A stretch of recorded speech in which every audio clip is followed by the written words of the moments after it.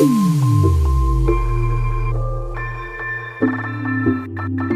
guys, this is Sandeep sir and you're most welcome on our channel Target E-Learning Club।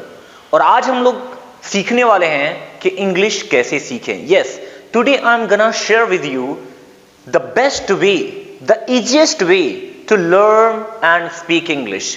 आखिर किस तरीके से आप इंग्लिश लैंग्वेज सीख सकते हैं और वो भी बहुत तेजी से। आज इस वीडियो के अंदर मैं आपसे बात करने वाला हूं, तो देर किस बात की, चलिए शुरू करते हैं।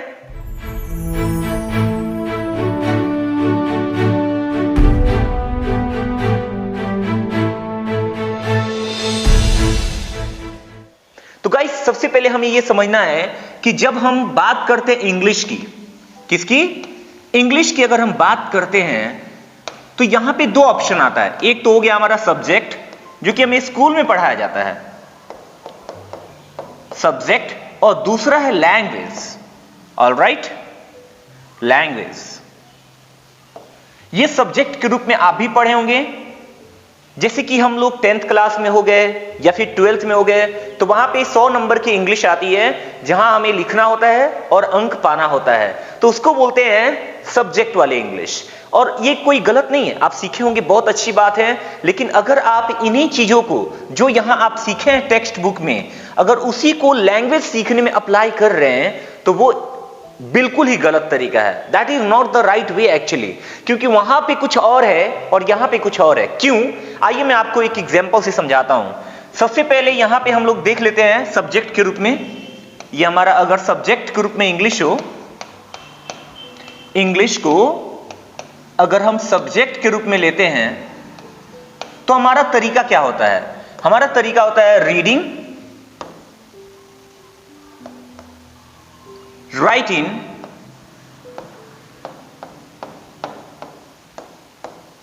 एंड देन हमारा होता है लर्निंग।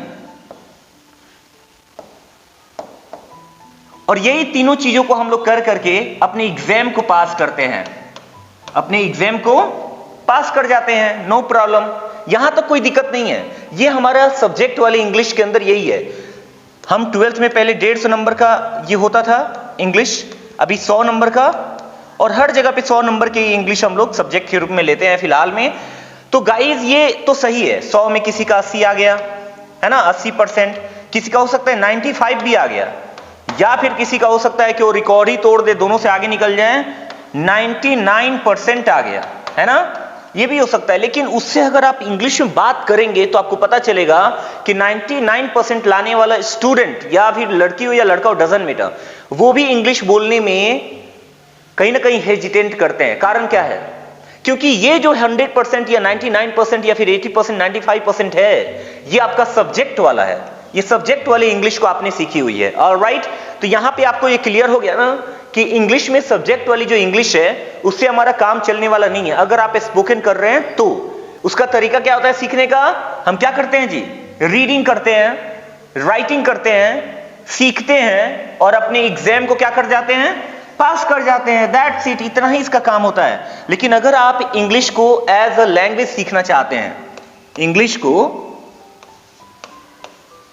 को एज अ लैंग्वेज सीखना चाहते हैं, तो इसका जो तरीका होगा बिल्कुल अलग होगा गाइस। लैंग्वेज के रूप में अगर आप सीखना चाहते हैं तो इसका तरीका क्या हो सकता है, जो मैं आप लोग को बताने वाला हूं, जिस तरीके से मैंने इंग्लिश सीखी वो मैं आपको समझाने वाला हूं। ऑलराइट, पहला चीज है वो है लिसनिंग। क्या है? लिसनिंग।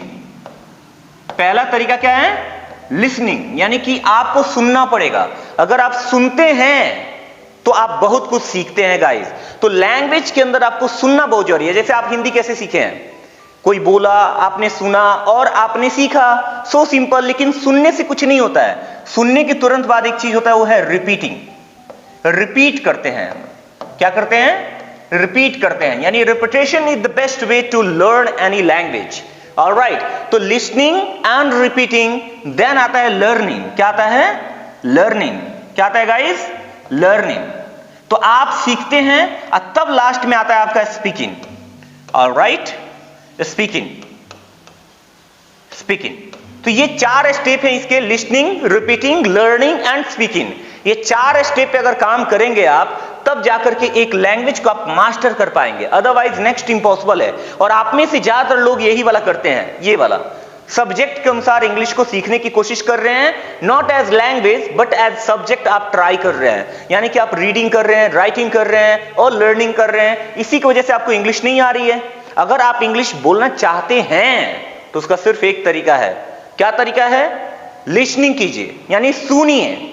जितना आप सुनेंगे उतना ही आप सीखेंगे। और उसके बाद से रिपीटिंग, यानी कि आप रिपीट कीजिए। The more you repeat, you know, the better you understand, the better you understand, the better you speak. So simple, so simple. All right, जितना आप सुनेंगे उतना ही आप रिपीट करेंगे, उतना ही आप सीखेंगे और उतना ही अच्छे से आप बोलेंगे। ये सारा एक दूसरे से इंटरकनेक्टेड है, इसको अलग अलग नहीं कर सकते हैं आप। तो आप कहेंगे नहीं सर हम रीड करके भी तो सीख सकते हैं। बिल्कुल सीख सकते हैं गाइस। ये जो मैंने बताया ये 20% हिस्सा है। 20% आप इस तरीके से सीखेंगे, लेकिन 30% आपको सीखना चाहिए रीडिंग और राइटिंग के माध्यम से। यानी कि इसमें कहीं ना कहीं रीडिंग और राइटिंग का हाथ है, ऐसा नहीं है कि नहीं है, लेकिन 20% आप इस तरीके से सीखेंगे। लेकिन ये कर लिए, अब आपको काम है रीडिंग कीजिए। मैं थोड़ा दूसरे कलर से लिखता हूं सो दैट आप लोग के लिए बेनिफिशियल हो सके। रीडिंग कीजिए, है ना, उसके बाद से आप राइटिंग कीजिए।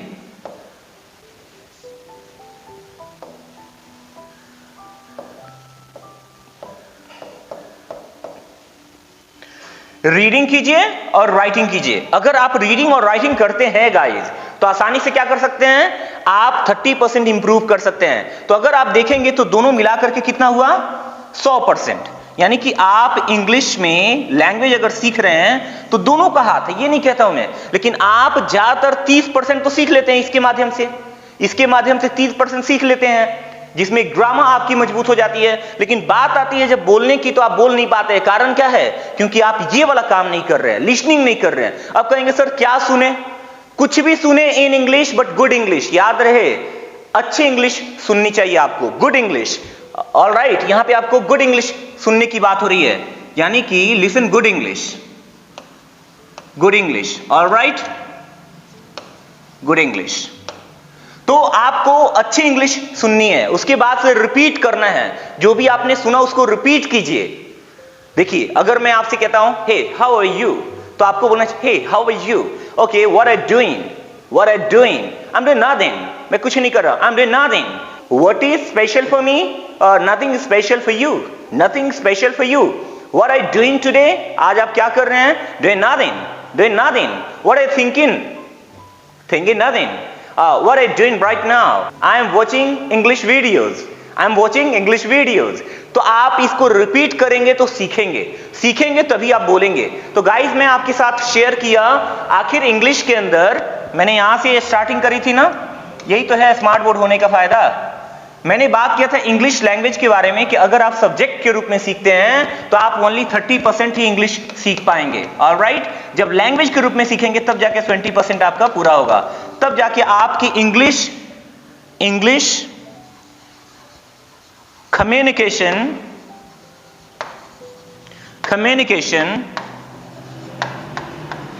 स्किल्स बेटर होगी। ऑलराइट, आपकी इंग्लिश कम्युनिकेशन स्किल्स तब जाके आपके बेटर होगी, अदरवाइज आप इंग्लिश में कभी भी अच्छा नहीं कर पाएंगे। ये मतलब बेसिक सा रूल है, आप भी समझ चुके होंगे। आप हिंदी भी ऐसे ही तो सीखे हैं, आप हिंदी बोलना कैसे सीखे हैं? आप ऐसे ही तो सीखे हैं। ये वाला जो रूल मैंने बताया यहाँ पे, आप इस तरीके से सीखे हैं हिंदी बोलना, सुने, रिपीट किए, सीखे, बोलना शुरू कर दिए। और 30% आपने इस तरीके से सीखा, reading, writing and learning. Alright, तो कहने का मतलब क्या है मेरा, कि आप इस तरीके से करके देखिए, ये मेरा दावा है, आप इंग्लिश जरूर सीखेंगे guys. I hope you understand किस तरीके से अब आपको सीखना है। अगर आपको वीडियो अच्छी लगी हो तो इसको शेयर करें और लाइक भी करें। ऑलराइट, लाइक करें। और अगर आप चाहते हैं ऑफलाइन बैच ज्वाइन करना तो विजिट करें टारगेट ई लर्निंग क्लब, या फिर दिए गए नंबर पे आप फोन कर सकते हैं हमें। और अगर भोरे के आसपास के हैं तो, अगर नहीं है तो कोई बात नहीं, जहां से हैं वहीं से आप मेरे वीडियोस को देखते रहिए। दोस्तों, मेरी कोशिश ये है कि एक हफ्ते में कम से कम 3 वीडियोस आए मेरे यूट्यूब पे, और इस साल कम से कम 40,000 सब्सक्राइबर्स किसी भी हाल में टारगेट ई लर्निंग क्लब पे होना चाहिए। उसमें आप लोग से मैं हाथ जोड़ के सपोर्ट मांगता हूं कि शेयर कीजिए, खुद सब्सक्राइब कीजिए और दूसरे से सब्सक्राइब कराइए, और जो गांव के टीचर है उनका भी उम्मीद बढ़ाइए भाई। तो मिलेंगे अगले वीडियो में, तब तक के लिए जय हिंद, वंदे मातरम एंड जय Bihar and love you all guys. Thank you so much for watching this video.